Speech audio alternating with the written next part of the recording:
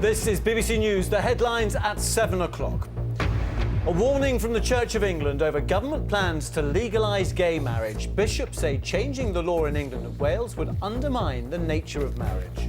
The government has indicated that it wants to extend marriage, and what we are saying is the proposals actually change the definition of marriage.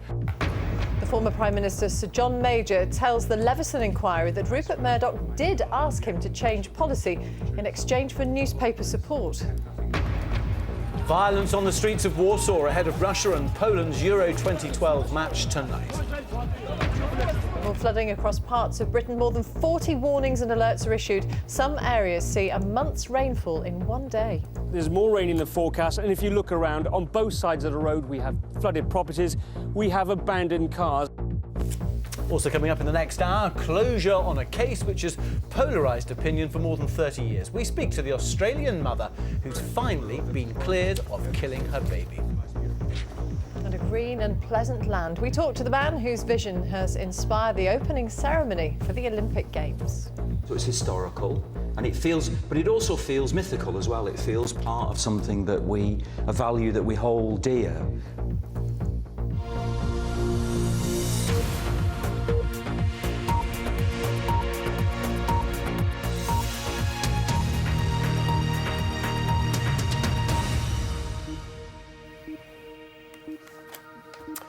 Good evening. The Church of England has warned that proposals to legalise gay marriage could undermine its status. It said the move would alter the intrinsic nature of marriage for no obvious legal gains. The government says it remains committed to passing legislation that will allow gay couples to get married in civil ceremonies and that churches won't be forced to conduct same-sex marriages. Our religious affairs correspondent Robert Piggott reports. There have been civil partnerships in England and Wales since 2005, and the Church insists that gives gay couples sufficient equality. But the government says it's not enough, and full visible equality is required. There is Mark. John and Jesus from London have been a couple for 18 years and began a civil partnership 4 years ago.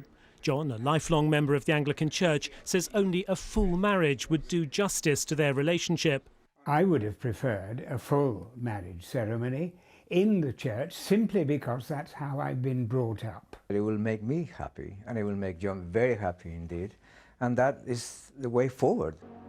Everyone in England has a right to marry in their Anglican parish church. It's a key part of its role as the official state church. The law would not force the church to marry gay people, but it claims that the courts eventually would, forcing it out of its traditional role. For many people, virtually the only contact they have with the church is when they come here to the altar to get married or to witness the weddings of other people. The Church of England performs thousands of weddings for the state every year, about a quarter of all weddings in England. Now the church claims this vital role in the life of the nation is being placed in jeopardy. Marriage, as part of the doctrine of the Church of England, is a union between one man and one woman. There is no such thing as a civil marriage and a separate religious marriage at the moment. There is one marriage. And so this is really a fundamental change to marriage as everybody understands it. The Church insists that marriage should be about procreation, something closed to gay couples.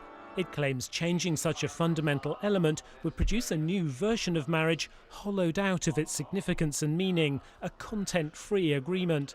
But critics accuse the Church of scaremongering. We are clear that the idea that somehow this modest proposal will lead to the greatest upheaval in the established church since the sacking of the monasteries is like something out of a Monty Python sketch. John and Jesus still hope to get married, and the government today repeated its intention of legislating by the end of the Parliament. But gay marriage divides the Conservative Party and the coalition, and the Church of England will be looking for allies in the battle to prevent it. Robert Piggott, BBC News.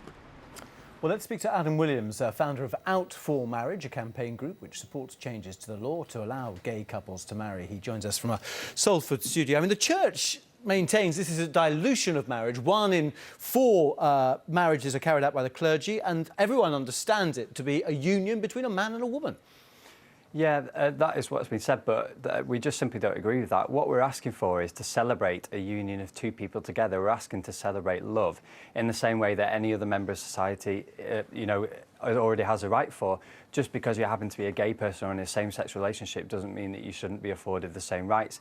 I don't necessarily believe it's about religion. It's about equality, and it's about the freedom to marry who you choose to marry and also be celebrated in front of your family and friends in the same way. And the thing about tradition is, at the moment, if you looked at it, if, say, black people could have a civil partnership, which is what gay people have at the moment, and only white people could have marriage, which is how it is at the moment, then there would be an outcry. But there isn't a similar outcry for gay people or same-sex people. So we're now demanding equality. We want to be recognised the same as everybody else. Do you think you speak, though, for the entire gay community? A recent survey was done, wasn't it? 1 in 4 gay people thought that there was no need to change things as they stand at the moment with civil partnerships. Yeah, I'm not saying I speak for the entire gay community, but I've got a lot of gay friends and also straight friends who are equally supportive of my decision after being in 4 years of relationship, celebrating that, in the eyes of the law and being recognised as the same as everybody else. Why should I have to go and tell my family that I didn't? Do I say that I got married? Do I say I got civilly partnered? Why should they have to go through a process where they have to think twice about what they call it or what they refer to it as? That, to me, isn't fair. Are you particularly religious, though? Is it important that you want a church ceremony? I'm absolutely not religious, and for me, religion is not an important element of this. The fact I'm asking for is to be the same as everybody else. So I'm asking to celebrate my love for my partner the same as everybody else. So no, for me, it's nothing to do with religion. And religion does not own marriage. The people own the marriage, and if they want to get married, they should be allowed to get married. So would you want, though, a marriage with you and your partner to be carried out in a church or just in a registry office? No, I wouldn't want to be married in a church, but equally, I think that those that do want to get married should be allowed to get married in the church. They should have the same rights as everybody else. Because let's not forget, there are Christian, there are religious people who happen to be gay. And a recent poll, as highlighted by Ben Summerskill for Stonewall, showed that 58% of people, of religious faith people, do support equal marriage. So, I'm not a lone voice in saying this. Our group isn't a lone voice in saying that. It's time for change. It's time to move away from tradition and recognise that society is changing now. All right, well, look, we'll be discussing this in much more detail at 7:30. But Adam, for now, thank you, Adam Williams, there for Out4Marriage. Rupert Murdoch warned John Major to change his policy on Europe or his newspapers wouldn't support him, the former Prime Minister has told the Leveson inquiry. The conversation, which Sir John says took place before the 1997 general election, contradicts Mr Murdoch's assertion that he'd never asked a Prime Minister for anything. Later, the opposition leader Ed Miliband gave evidence and accepted that he and others had been too reticent about standing up to Mr Murdoch. For years, Ed Miliband was part of a Labour government that did everything it could to get close to Rupert Murdoch. Today, extraordinarily, the Labour leader said it was wrong for one man to own so much of Britain's newspapers. He came to the Leveson inquiry to say that the power and arrogance of Mr Murdoch's company, News International, derived from its dominant share of the market, and that should end. I don't believe that one person should continue to control 30